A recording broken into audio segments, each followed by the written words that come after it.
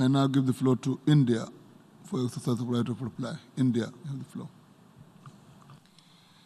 Mr. President, I take the floor to exercise India's right of reply to the statement made by the Prime Minister of Pakistan. Every word spoken from the podium of this august assembly, it is believed, carries the weight of history. Unfortunately, what we heard today from Prime Minister Imran Khan of Pakistan was a callous portrayal of the world in binary terms. Us versus them, rich versus poor, north versus south, developed versus developing, Muslims versus others. A script that fosters divisiveness at the United Nations, attempts to sharpen differences and stir up hatred are, simply put, hate speech.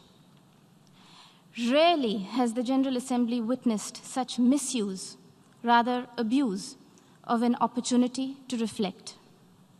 Words matter in diplomacy. The invocation of phrases such as pogrom, bloodbath, racial superiority, pick up the gun, and fight to the end reflect a medieval mindset and not a 21st century vision. Prime Minister Imran Khan's threat of unleashing nuclear devastation qualifies as brinksmanship, not statesmanship.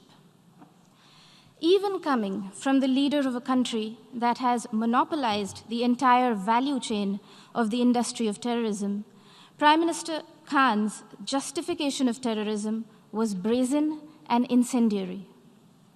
For someone who was once a cricketer and believed in the gentleman's game, today's speech bordered on crudeness of a variety reminiscent of the guns of Dara Adam Khel.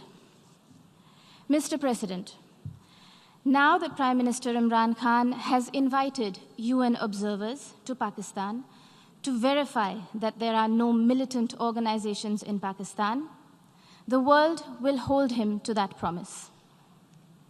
Here are a few questions that Pakistan can respond to as a precursor to the proposed verification. Can Pakistan confirm the fact that it is home to 130 UN-designated terrorists and 25 terrorist entities listed by the UN as of today? Will Pakistan acknowledge that it is the only government in the world that provides pension to an individual listed by the UN in the Al-Qaeda and Daesh sanctions list? Can Pakistan explain why, here in New York, its premier bank, the Habib Bank, had to shut shop after it was fined millions of dollars over terror financing? Will Pakistan deny that the Financial Action Task Force has put the country on notice for its violations of more than 20 of the 27 key parameters?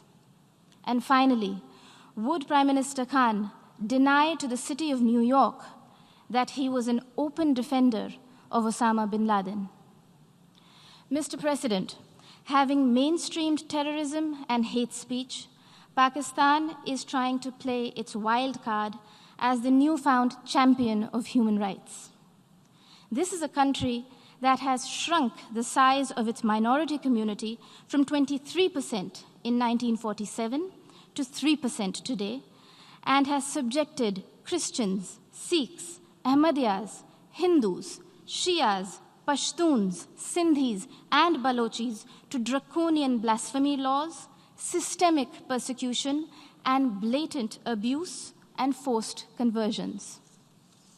Their newfound fascination for preaching human rights is akin to trophy hunting of the endangered mountain goat, the Markhor.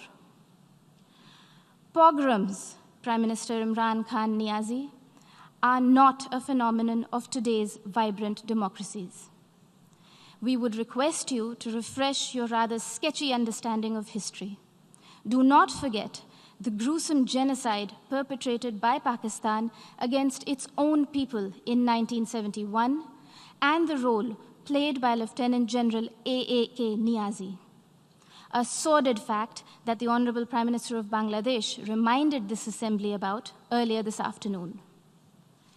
Mr. President, Pakistan's virulent reaction to the removal of an outdated and temporary provision that was hindering development and integration of the Indian state of Jammu and Kashmir stems from the fact that those who thrive on conflict never welcome the ray of peace.